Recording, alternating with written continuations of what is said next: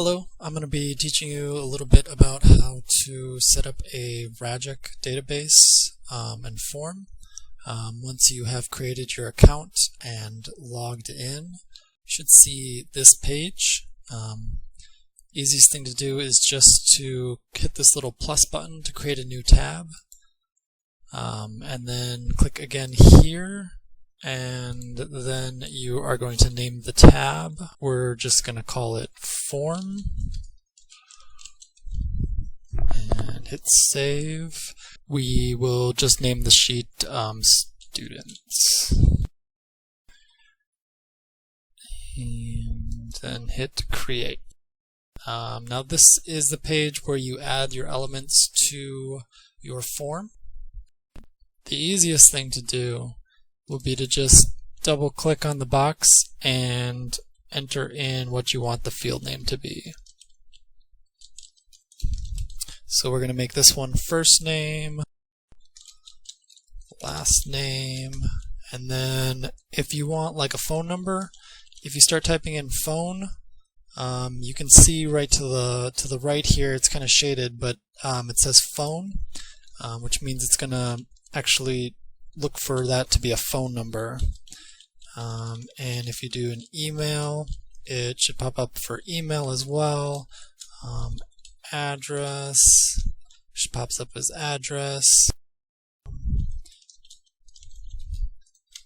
Fortunately, like city doesn't come up,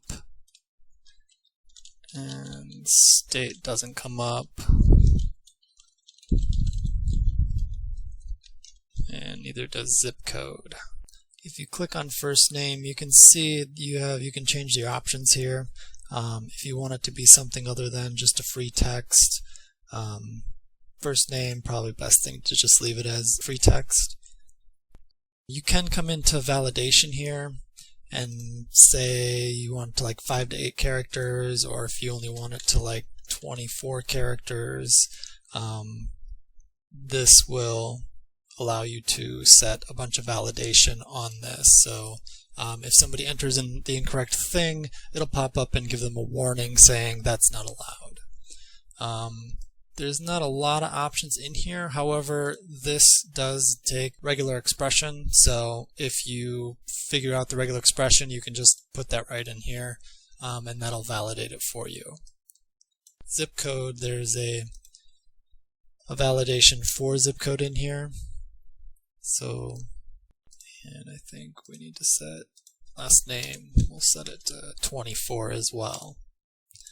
Alright, once you have all your fields that you want, then if you click the Save button here,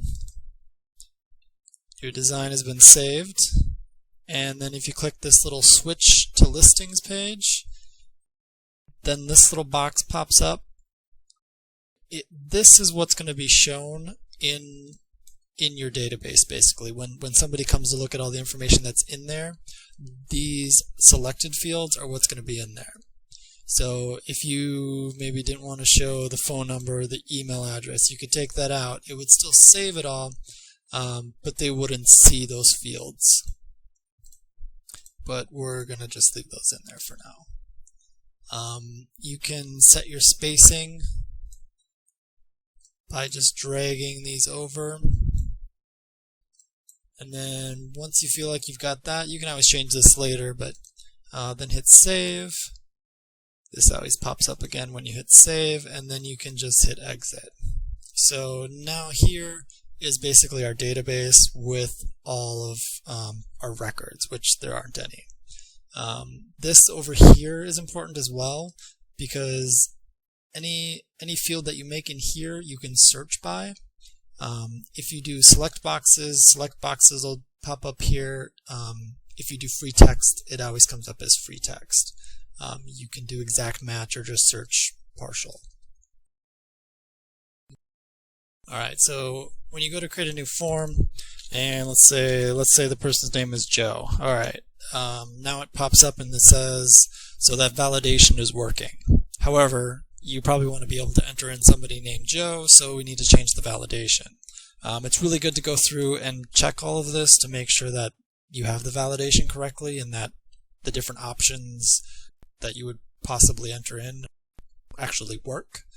So since Joe doesn't work, we're going to hit cancel, hit OK, and then we're going to go back and we're going to change the design.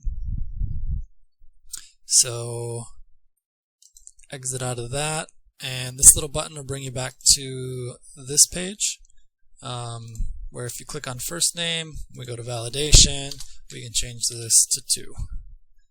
And then last name, maybe somebody's going to have a really short last name as well.